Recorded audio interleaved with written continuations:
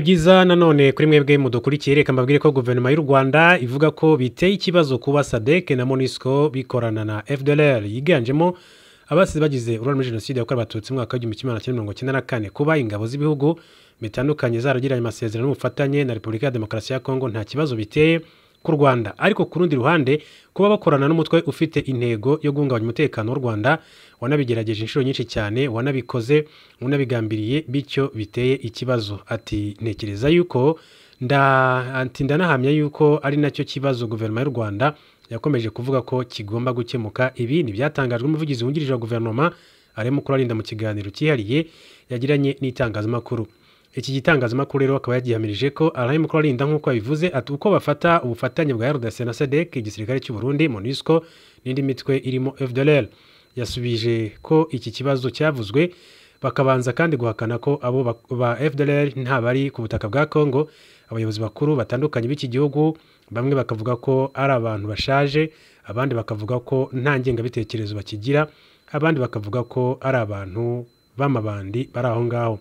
Ati bamara kuvuga ibyo ngibyo ubwo FDLR abayiyobora ati nabo bagamagara ku maradiyo mpuzamahanga bati turahari, turi hano, dufite intwaro.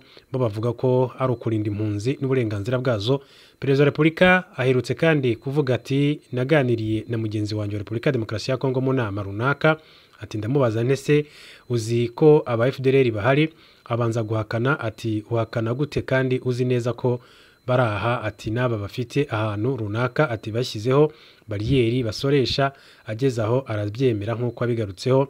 Ale Mukurarinda rero akaba yagize byinshi cyane avuga kuri uyu mutwe. Yakomeje agira ati ibyo rero byo rwose ati biteye impungenge kuba igihugu cyaragiranye amasezerano n'ikindi gihugu ati n'undi muryango mufatanye bavuga ko bugamije kugarura umutekano muri kariya karere. Ati hanyuma hakaza hiyongeraho n'umutwe nk'uwo bizwi neza ko ubu bugamije gutera cyangwa se guhungabanya umutekano w'u Rwanda, bizi neza ko washyize ku rutonde rw'imitwe y'iterabwoba ariko ugasanga nta kibazo biteye. Ati yuko bafatanya n'ingabo za leta n'izo ngabo ati zindi zibatera inkunga. Arimo kurarinda rero akaba yahakanye imvugo yuko ibyo bihugu byose byavuzwe haruguru byivanze mu ntambara ihuza inyeshyamba za M23 na guverinoma ya Kongo, kuko ngo byose byagiye iyo ku masezerano y'ubufatanye hagati y'impande zombi nk'uko yagiye abigarukaho.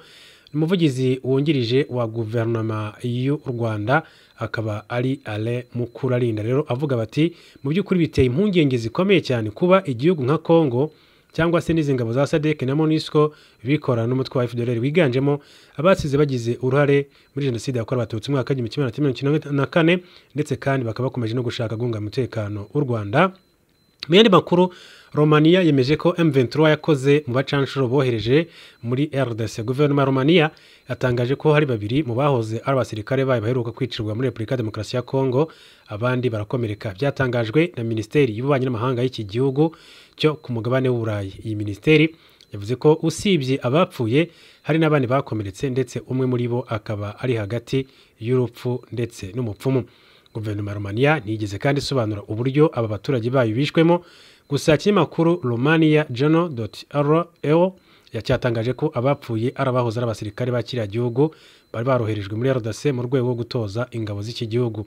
Cyunzemo ko ababo baba barishwe n'inyeshyamba za M23 ubwo muri iki cyumweru ngo zari zihanganiye umujyi wa Sake n'ingabo za Repubulika ya Demokarasi ya Kongo. Imirwano kandi bivuga ko yaba M23 na FARDC batakarijemo ingabo nyinshi cyane ndetse kuri ubu biracyari ihurizo kumenya ugenzura uyu mujyi wo muri teritwari ya Masisi. M23 imaze igihe ivuga ko ihuriro ry'ingabo za guverinoma ya Kongo bahanganye ririmo abacanshuro b'abanyaburayi. Romania ivuga ko byibura abacanshuro b'abanyaromania babarirwa muri 20 maze kwicirwa muri RDC kuva muri 2022 ubwo ababarirwa mu magana bajyagayo mu rwego rwo guha ubufasha ingabo za kiriya gihugu. Televiziyo yitwa Pro TV yatangaje ko abanyaromania babarirwa muri 900 aribo bari muri RDC ndetse iki gihugu kikaba gihemba buri umwe $5,000 ku kwezi. Umuvugizi wa guverinoma ya Romania yatangaje ko iki gihugu ku ruhande rwacyo ntaho gihuriye n'abari y'abacanshuro ba RDC keretse kubyerekeye ubujyanama nk'uko uyu muvugizi w'igihugu cya Romania yakomeje kugenda abigarukaho. N'amakuru menshi rero akomeje kugenda avugwa ndetse hari amakuru avuga yuko u Rwanda ruravugwaho rero ngo kwibikaho intwaro zihambaye mu kuguranya ibitero bya drone. u Rwanda rwiyongereye ku bihugu bya Afurika bivugwa ko biheruka kwibikaho intwaro zo guhangana na drone za Skyster ndetse na Feldixel zakozwe na sosiyete yo muri Polonye Advanced Protection System.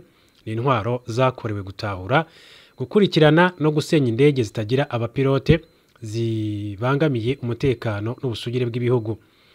Iki kigo rero ni system rero ihuza za radari za 3D, gufata amashusho n'amajwi na application yo gutanga amabwiriza no kugenzura ikirere ndetse no kurwanya ibitero bya drone. System ifite uburyo rero bwemerera uyikoresha guhitamo ibice byihariye akoresha bitewe n'icyo ashaka. Iyo intwaro rero ihambaye kandi ishobora gukoreshwa mu bihe byose, nihaba hari ibihugu byinshi cyane, ndetse kandi ishobora no kuvangira itumanaho rya za drone.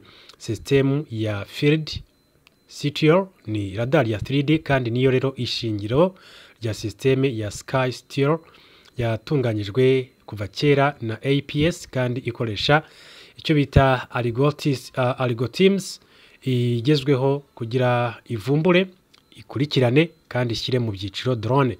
Radari ishobora gutandukanya kandi inyoni n'indege zitagira abadereva, gukurikirana drone nyinshi cyane icyarimwe, kumenyesha mu buryo bwa 3D ahantu drone iri kandi ku gihe nyacyo, nk'uko bikomeza kugenda bigarukaho. System rero ya Sky na Field zageragejwe kandi zemezwa n'umuryango wa leta y'Ubwongereza CPNI, ikigo gishinzwe kurengera ibikorwa remezo by'igihugu, kandi zagurishijwe ku bakiriya batandukanye ku isi mu Burayi, Burasirazuba bwo hagati, Aziya na Afurika. Urubuga rukunze rero gukora inkuru ku gisirikare cyo muri Afurika military.africa ruvuga ko u Rwanda atari cyo gihugu cya mbere cya Afurika gitunze izi ntwaro zo kurwanya drone. Muri Mata 2022 APS yahaye igisirikare cya Cote d'Ivoire systeme ya Field na 3D Mimo, n'amakuru igisirikare cy'u Rwanda kitaragira icyo gitangaza, na cyane ko kidakunze rero gushyira ku karubanda byinshi cyane ku bijyanye n'ibikoresho gitunze. Muri Repubulika ya Demokarasi ya Kongo haravugwa umuyobozi w'urwego rw'igihugu rw'ubutasi ANR Goma, akaba yamaze gutabwa muri yombi azira M23. N'umuyobozi w'urwego rw'igihugu rw'ubutasi bwa Repubulika ya Demokarasi ya Kongo ANR muri Goma n'abamwungirije babiri bafatiwe Goma boherezwa Kinshasa kuva ku mugoroba kwa kabiri tariki 13 Gashyantare 2024 ku mabwiriza ya General Christian. Umuyobozi w'ubutasi bwa gisirikare Ikintambo ari naho rero bafungiwe, nk'uko amakuru agera kuri Scoop RDC.net dukesha inkuru abitangaza Fabien Mwemwe. Akaba rero n'abamwungirije bombi, umwe ushinzwe ibikorwa n'undi ushinzwe ubutegetsi, barashinjwa gukorana n'umwanzi ari we M23. Ariko iryo tabwa muri yombi ryagarutsweho n'ibitangazamakuru byo kuri internet mu gihugu bivuga ko ryatangiye kuzana igitotsi mu mikoranire y'inzego zombi z'ubutasi, urwa gisirikare n'urwa gisivili. Muri ANR bivuga ko aba bashinja Christian General Ndawel kutubaha ndetse no kudafatanya n'ubuyobozi bukuru.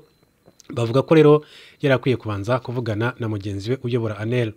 Uyu ngo rero niwe wagombaga guhamagaza Kinshasa abo bakozi be bafatiwe Igoma, akabanza kumva ibyabo mbere yo kubashyikiriza ubutasi bwa gisirikare.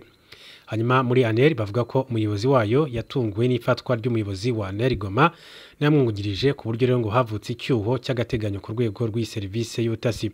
Umwaka ushize urwego rw'ubutasi bwa gisirikare nabwo rwataye muri yombi abayobozi ba ANR na DGM, urwego rushinzwe abinjira n'abasohoka i Bukavu, boherezwa i Kinshasa. Abo muri DGM rero bamaze gusubira mu kazi kugeza magingo aya ngaya.